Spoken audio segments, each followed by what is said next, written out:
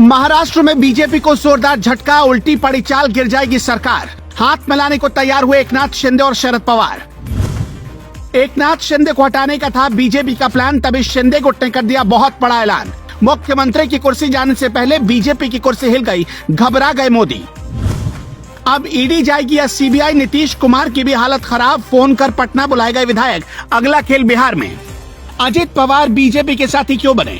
क्योंकि जब से शिवसेना को तोड़कर एकनाथ शिंदे के साथ आई बीजेपी, तब से महाराष्ट्र में उसके लिए सब कुछ अच्छा नहीं हो रहा।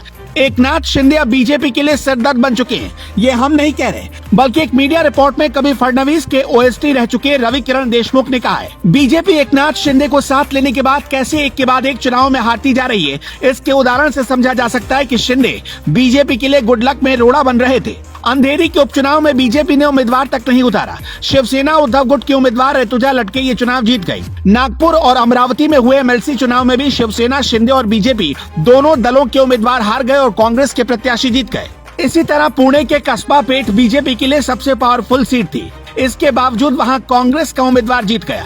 मतलब इसका इनडायरेक्ट मैसेज यही है कि एकनाथ शिंदे सरकार से लोग खुश नहीं है और बीजेपी अपनी मजबूत पकड़ वाली सीटों पर भी हार जा रही है।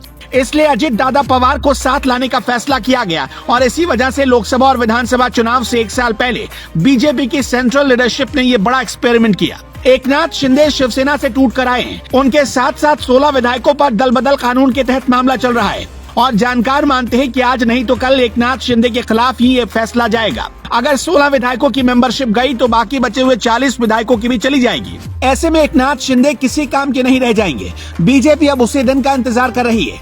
बीजेपी की चाल के बारे में एकनाथ शिंदे को भनक लग चुकी है, इसलिए वो अब शरद पवार के जरिए एक नई राह तलाशने की तरफ बढ़ चले हैं। कुछ मीडिया रिपोर्ट्स दावा कर रही है कि भविष्य में जैसे ही एकनाथ शिंदे को लगेगा कि उनकी कुर्सी पर खतरा है, वो ऐन वक्त पर पासा पलट देंगे और ऐसे वक्त में दल बदल कानून से भी बच सकते हैं। एकनाथ शिंदे और उद्धव ठाकरे हाथ मिला सकते हैं और शरद पवार इसमें कड़ी का काम कर सकते हैं। शरद पवार के लोगों ने एकनाथ शिंदे से संपर्क भी साधना शुरू कर दिया। एक और दावा किया जा रहा है कि अगले 8 से 10 दिन में महाराष्ट्र में फिर से एक शपथ ग्रहण समारोह होगा। इससे पहले एकनाथ शिंदे सीएम पद से इस्तीफा दे देंगे और देवेंद्र फडणवीस महाराष्ट्र के नए मुख्यमंत्री बन सकते हैं। शिंदे गुट का राजनीतिक अस्तित्व जल्द ही खत्म हो जाएगा। मौजूदा सरकार चाहती है कि देश की सबसे अमीर महानगर पालिका यानी कि बीएमसी पर उसका कब्जा रहे।